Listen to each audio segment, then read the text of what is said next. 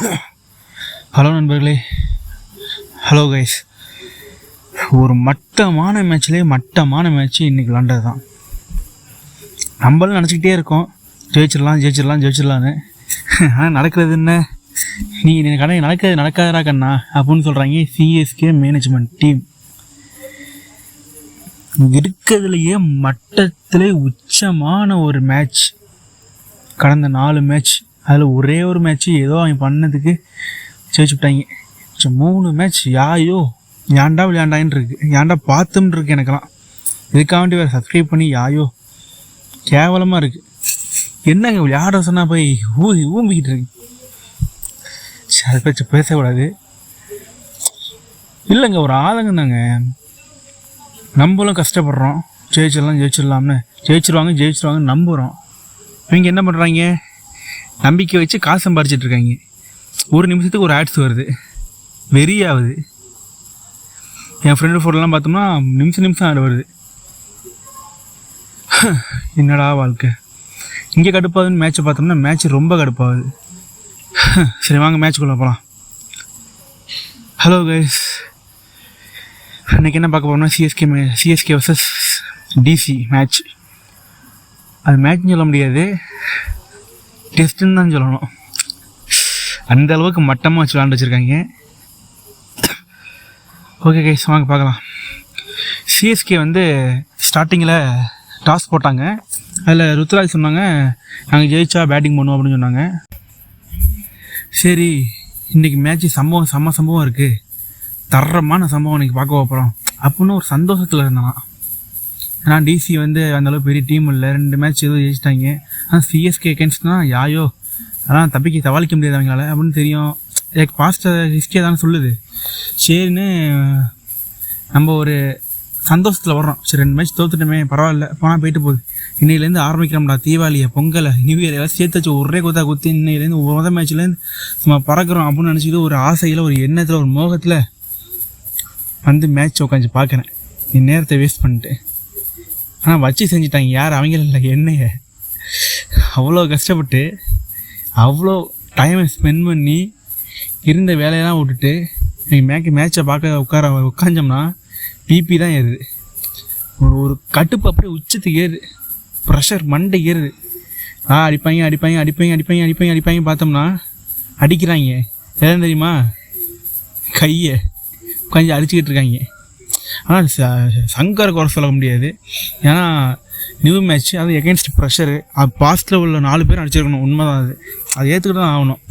ஏன்னா தான் நம்ம பிளேயரு, தமிழ் பிளேயராக அப்படின்னு நம்ம இருந்தாலும் அதை நம்ம அப்படி சொல்லக்கூடாது, 1000 தான் இருந்தாலும். இன்னொன்று சங்கர் மேலே அந்தளவுக்கு குறை சொல்ல முடியாது. ஏன்னா அந்த ப்ரெஷரில் என்ன பண்ண முடியும், நம்மளால் யாரை பெஸ்ட்டு பேட்ஸ்மேனே சம்டைம்ஸ், ஏன்னா டாப் ஏடியர்லாம் முடிஞ்சு போச்சு, அவங்க அவுட் ஆகிட்டாங்க. இப்போ நம்மளாம் அவுட் ஆகிட்டோம்னா அந்த இதில் அதான் மைண்டில் இருக்கும் அவருக்கு. நம்மளாம் அவுட் ஆகிட்டோம்னா நமக்கு முன்னாடி பேட்டிங் ஆர்டர் இல்லையே, ஸோ நம்ம பொறுமையாக போகலாம். அது நல்ல ஒரு எண்ணம் தான், அவரை குறை சொல்ல முடியாது. நம்ம எதுவும் அது பேட்டிங் ஆர்டரில் உள்ள சங்கரை நம்ம எதுவும் சொல்ல முடியாது, சொல்லவும் கூடாது. ஆக்சுவலாக அவர் பண்ணது ஒரு நியாயம் சொல்லிட மாட்டேன், பட் 100க்கு ஒரு 80% சரி, 20% தவறுது. ஓகே விட்டுருங்க. மற்ற 4 பேர் என்ன பண்ணாங்க, அதில் இருக்குல்ல, ஜடேஜாலாம் என்னையா 18 கோடி எதுக்கியா கொடுத்து ரிட்டர்ன் பண்ணாங்க. இருந்தால ஃபீல்டிங்லாம் அதெல்லாம் முடிஞ்சு போச்சுல, பீரியட் முடிஞ்சு போச்சுன்னா, வயசாகிட்டுனா அதுக்கப்புறம் உடம்புல சத்து இல்லை. அப்போ எதுக்கு வாங்கி, எதுக்கு அதை விலை கொடுத்து, என்ன பண்ணி எது ஒன்றும் ஆகப்படுறதில்ல. எதுக்கு ஜடேஜாக்கெல்லாம் இவ்வளோ காசு தெரில. அந்த 18 கோடி ஆக்சுவலாக ஒரு 40 கோடி வேஸ்ட்டாக போச்சு. ஜடேஜா வேஸ்ட்டு, திரிபாத்தி வேஸ்ட்டு, யார் இன்னொரு ஆள், யார் தீபக் ஹூடா வச்சு கூடுன்னு கொடுத்துட்டான் நமக்கு. இந்த 3-4 மேட்ச்சில் ஒரு மேட்ச்சில் இறங்கி. ஸோ இது மாதிரி 3 பேர்லாம் தேவையில்லாத அடிஷன். இந்த 3 பேர், ஜடேஜா ஓகே, ஏன்னா பாஸ்லாம் நல்லா பண்ணி கொடுத்துருக்காரு. ஆனால் வயசாகிட்டுனா வச்சுக்கூடாது. தோனியே நான் சொல்கிறேன், தோனியுமே வேஸ்ட்டு தான் எனக்கு. தோனி கொடுக்குற காசு, ஜடேஜா கொடுக்குற காசு, ஹூடா, வேறு யார், திரிபாத்தி, இவங்க 4 பேர்லாம் வேஸ்ட். ஓகேண்ணா, கெய்க்வாட் ஓகே, தூபே ஓகே, ஒரு இன்டென்ஷன் இருக்குது, அடிக்கணும். 2 பேரும் அடிச்சுட்டு அடிக்கிறாங்க, அவுட் ஆகிறாங்க. ஓகே, 2 பேர் வச்சுக்கலாம். மற்றபடி 10 ரன் ஓகே, 100 ஓகே, மற்ற யார் ஓகேங்க, ஓரளவு ஓகேங்க. இந்த ஒரு 4-5 பேர் இருக்காங்க, தேவையில்லாமல் மெயின் டீமில் இறங்க 4-5 பேர் 5 பேர் இருக்காங்க. மட்டமான ஆளுவோ, எதுக்கு தான் அந்த 5 பேர் அவ்வளோ காசு ஊற்றிட்டேன்? அதுக்கு நல்ல ஆளியா எவ்வளோ பேர் இருக்காங்க. ரகேனாவை இருக்கிறா விட்டாங்க. ரகானா நல்ல ஆளியாவன், ரகானாங்கிறவன், ரகேனா ஏதோ ஒரு ஆனா நல்ல அருமையான ஆள். அந்த ஆளை விட்டு இவங்க கதறாங்க. அந்த ஆள் இருந்தாலும் போன வாட்டிலாம் 60, 70, 80 அசால்ட் அடித்தால. இப்போ இருந்தால் அட்லீஸ்ட் ஒரு 30-40 ஸ்கோர் பண்ணியிருப்பாங்க. இது மாதிரி ப்ரெஷரான சுச்சுவேஷனில் அவன் ஸ்டார்டிங்கில் அது வேறு ஓப்பனர் வேறு. ஸோ ஸ்டார்டிங்கில் அடிக்கும்போது நமக்கு வந்து அந்த இது தெரியாது. ஸோ எப்படி என்ன சொல்கிறதுனா அந்த பயம் இருக்காது. ஒரு 6 ஓவரில் 60 ரன் அடிச்சாகணும் அப்படிங்கிற பயம் இருக்காது. அவன் இருந்தாலும் அவன் 40-50 ரன் அடிச்சுட்டு அவுட் ஆகிருந்தா கூட பிரச்சனை இல்லை. அவன் 50 ஆளுக்கு 10 இருந்தால் அப்படியே முடிஞ்சு போச்சு. அப்புறம் எங்கே டீம் நம்ம ஈஸியாக ஜெயிச்சிருக்கலாம். ஒரு இளவும் தெரிய மாட்டேதுங்க. எதுக்கு தான் வர்றாங்க, எதுக்கு தான் போகிறாங்க, என்ன தான் பண்ணுறாங்க. நல்லா செலவு மட்டும் பண்ணுறாங்க, ஜாலியாக இருக்காங்க. நம்ம தான் பார்த்து அவங்களுக்கு சப்ஸ்கிரைப் வேறு பண்ணி அதை வேறு பார்த்து நம்ம காசு செண்டமாக போய் சப்ஸ்கிரைப் பண்ணுறதே ஐபிஎல் பார்க்கறது தான். மற்றபடி படம் பார்க்கறதுலாம் வேறு மாதிரி பார்த்துட்டு போயிடலாம் படத்தெல்லாம். இவங்களுக்கு சப்ஸ்கிரைப் வேறு பண்ணி அந்த படத்தை வேறு பார்த்து அநியாயம் பண்ணுறாங்கடா. தெண்டன்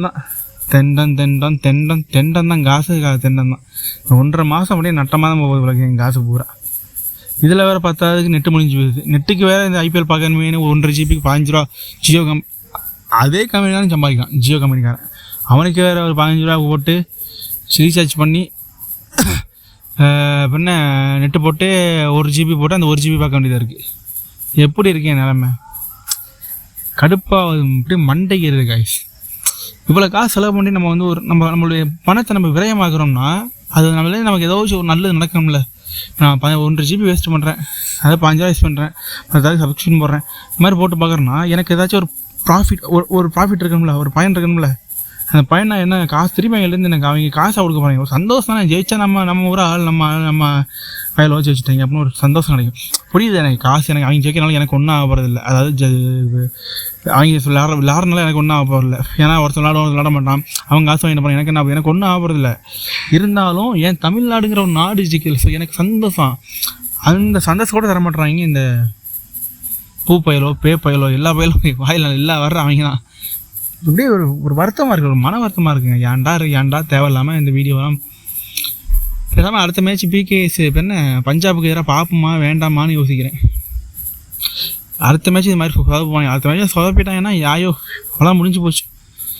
ஆனால் என்ன என் காசு எப்படி தான் ரெக்கவர் பண்ணுறேன்னு தெரில.